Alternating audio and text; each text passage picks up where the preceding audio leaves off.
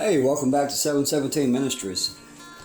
Let's take a quick walk together if you don't mind, because like I've stated before, I do my best thinking while I'm walking. So let's go for a quick walk. Let me talk to you about something.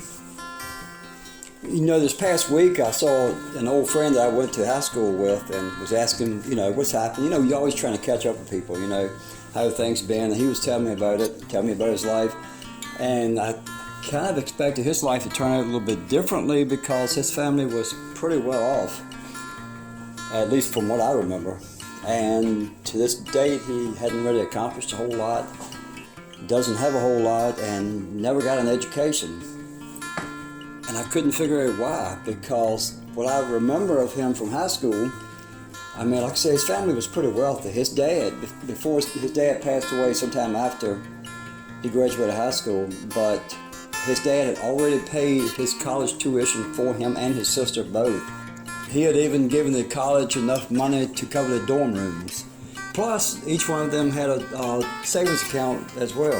So here, some number of years later, I'm not going to say how many, all these years later, they haven't done anything. And I have to wonder why again.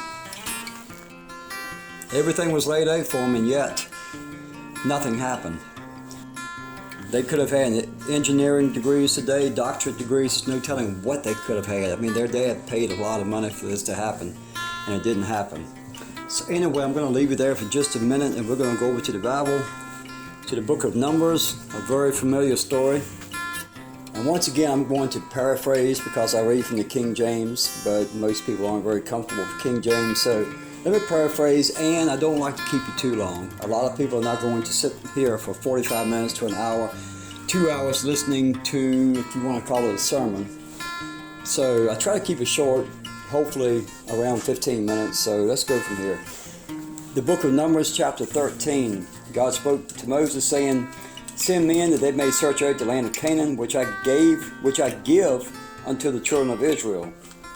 Now he said, send the men out, we all know the story, send spies into the land, let them explore the land, see what it's like, because I'm giving it to you.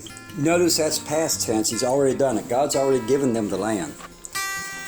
And we all know the story, they searched out the land, they saw the fruit of the land, how wonderful it was, how great it was, and they saw something else also.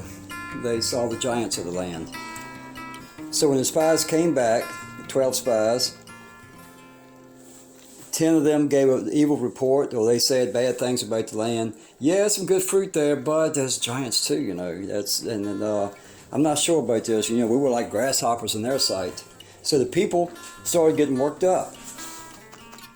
In Numbers 13, verse 30 and forward, it says, Caleb stilled the people before Moses and said, "Let us go up there at once and possess it, for we are able to overcome it."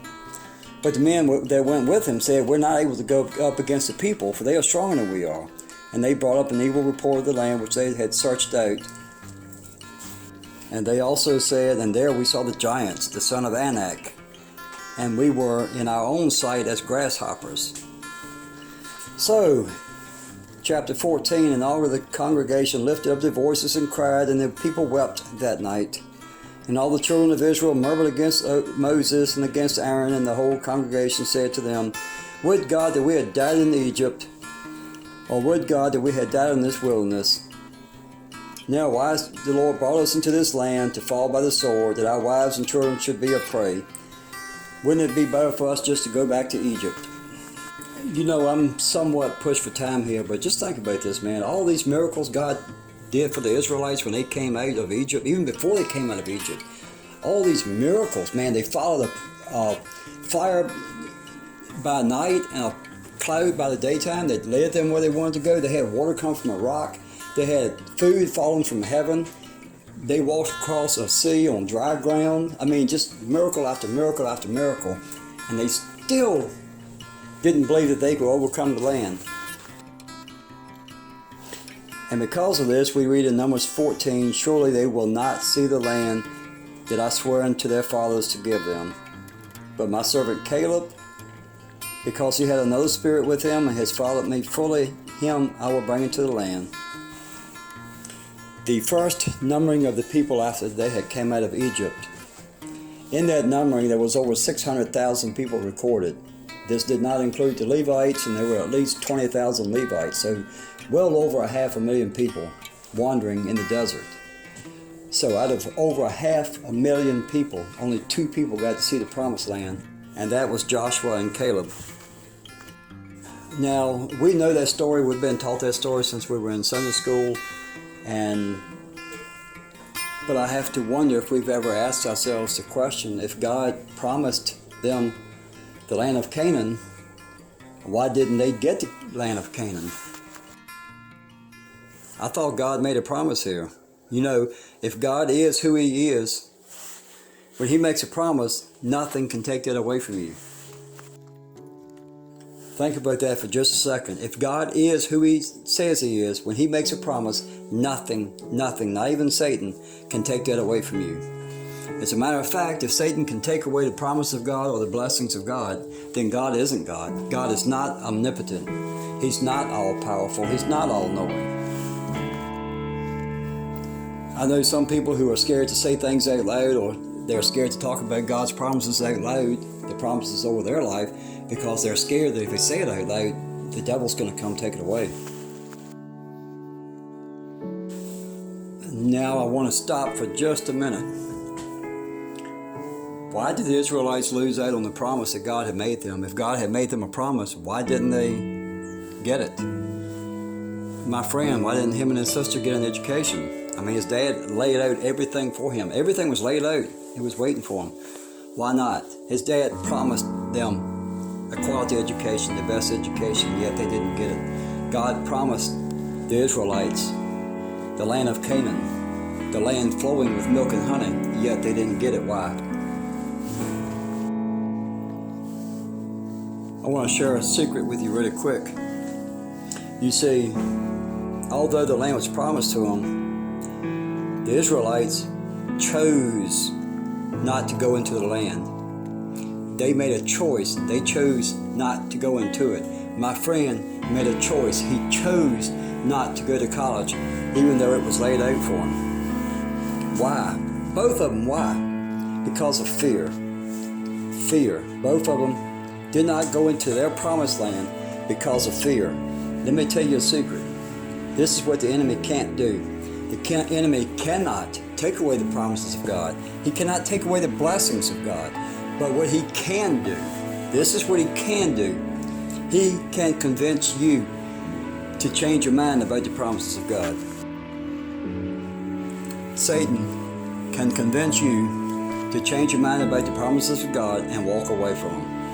And that's usually because of fear. Fear, what is it? Fear is being intimidated by something that hasn't even happened yet. In other words, fear is a lie. This reminds me of the song by Zach Williams, I believe, Fear, He is a Liar. And who does the Bible tell us the father of lies is?